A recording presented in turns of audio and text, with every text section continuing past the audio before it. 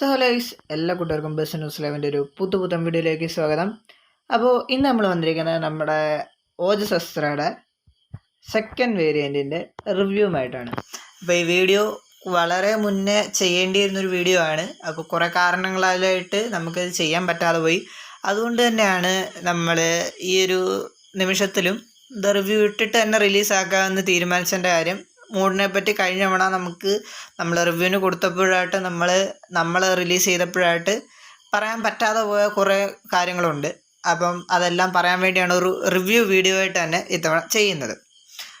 അപ്പോൾ ആദ്യം തന്നെ വീഡിയോയിലേക്ക് കിടക്കുന്നതിന് മുമ്പ് നമ്മുടെ ചാനൽ ആദ്യമായിട്ടാണ് കാണുന്നതെങ്കിൽ ഉറപ്പായിട്ടും താഴെയുള്ള സബ്സ്ക്രൈബ് ബട്ടൺ സബ്സ്ക്രൈബ് ചെയ്യുക. ശേഷം അതിന് തൊട്ടടുത്തുള്ള ബെല്ലൈക്കൺ എനേബിൾ ചെയ്ത് വെക്കുക.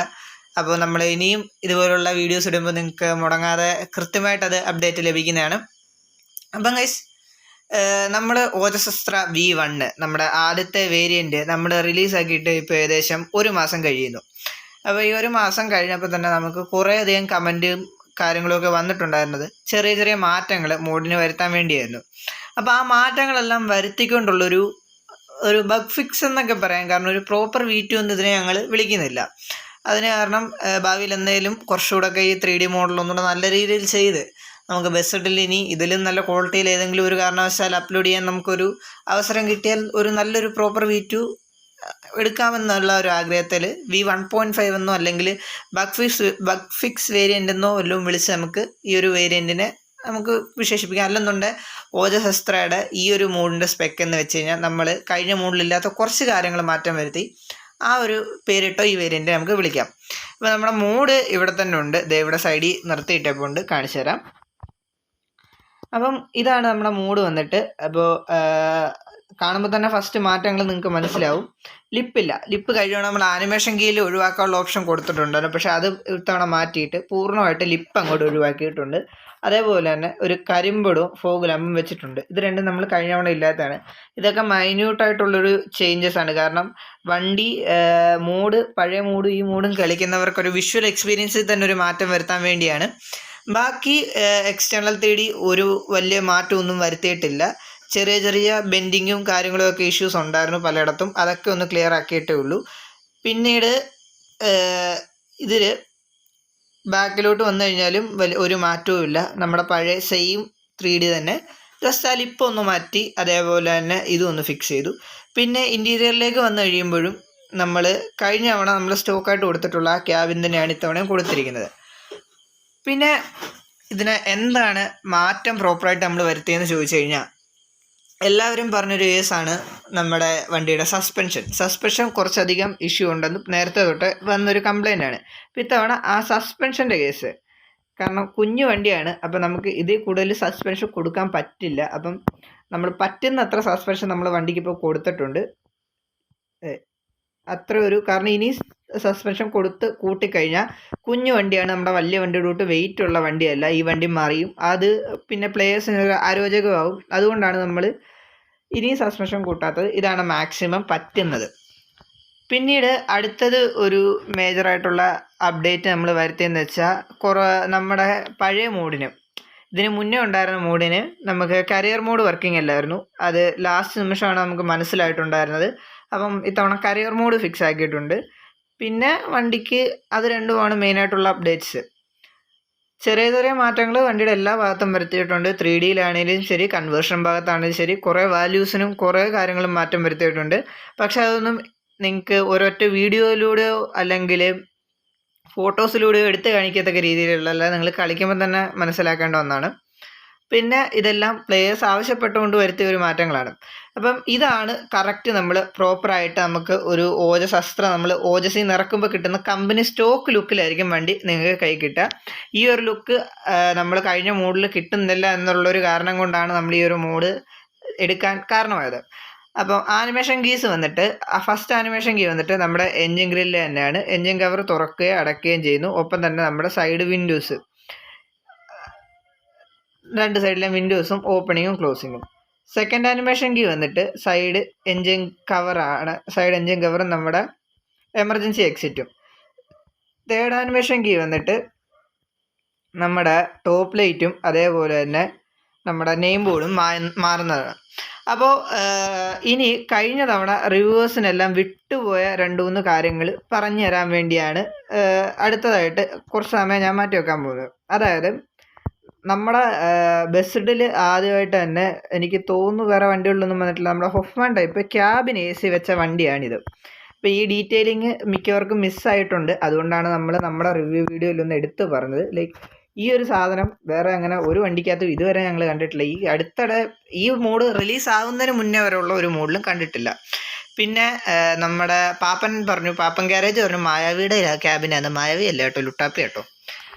പക്ഷേ അവരെല്ലാം മിസ്സാക്കിയൊരു കാര്യമാണ്. ദേണ്ടേ ഈ ഡോറ് കണ്ടു, നമ്മുടെ ഇവിടുന്ന് ഇൻറ്റീരിയറിലേക്കുള്ള ഡോറ്. അതിപ്പോൾ ഇതിങ്ങനെ തുറന്ന് കിടക്കുന്നതുകൊണ്ട് നിങ്ങൾക്ക് കാണിച്ചു തരാം ഒരു വഴി. അതേണ്ട് ഈ ഡോറിൽ ആ ഗ്ലാസ് വരുന്ന പോർഷൻ ശരിക്കും ഗ്ലാസ് അല്ല, അത് പിക്സലാണ്. നിങ്ങൾക്ക് ഏതൊരു നിയോണ് നമ്മുടെ ടെംപ്ലേറ്റിൽ ഗ്ലാസ് പിക്സൽ എന്ന് പറഞ്ഞുകൊണ്ട് കൊടുത്തിട്ടുണ്ട്. ടെംപ്ലേറ്റ് ഞാൻ നിങ്ങൾ ഡൗൺലോഡ് ചെയ്യുമ്പോൾ അതിനകത്തുണ്ട്.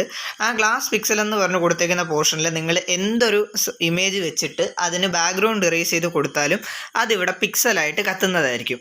അപ്പം ലൈക്ക് നമ്മുടെ പിക്സൽ നെയിം ബോർഡ് തന്നെ പിക്സൽ ഡോറാണിത്. അപ്പോൾ ഇത് പല മോഡുകളിലും വന്നിട്ടുള്ളതാണ്. അപ്പോൾ ഈ ഒരു കുഞ്ഞസ്ത്രക്കകത്ത് നമ്മൾ വെക്കാൻ ശ്രമിച്ചു. അത് പക്ഷേ ആരും കഴിഞ്ഞ തവണ ഡീറ്റെയിലിങ്ങിൽ കണ്ടിട്ടില്ല.